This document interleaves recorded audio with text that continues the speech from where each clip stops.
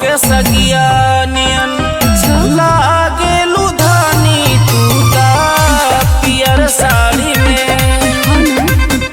सरसों के सगिया नियन लागेलू धानी तू ता पियर साड़ी में।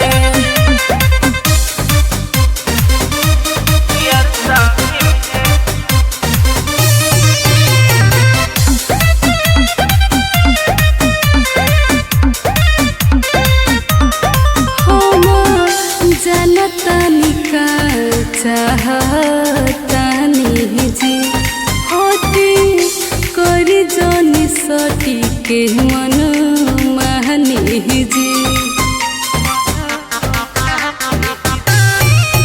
सच कहतानी धानी तहार क्रिया मन बिगड़ जाता सटला पभिरिया। तंग जन करे न तहला मारब चूल्ही हाड़ी में।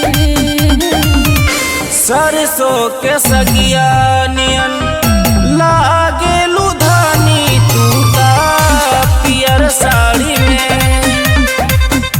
सरसों के सगिया नियन लागेलू धानी तू ता पियर साड़ी में।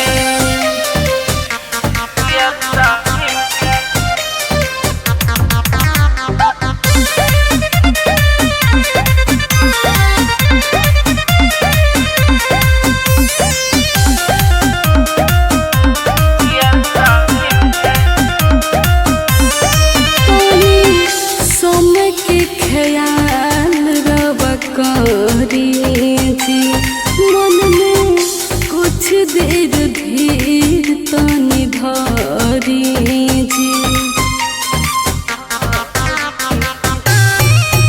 तहर नैन नाक से गजरारी बा पे मीठी मुस्कान तो प्यारी बा।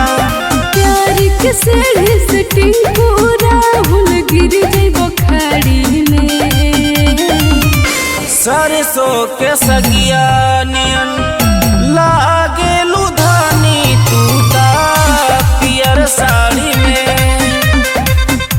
सरसों के सगिया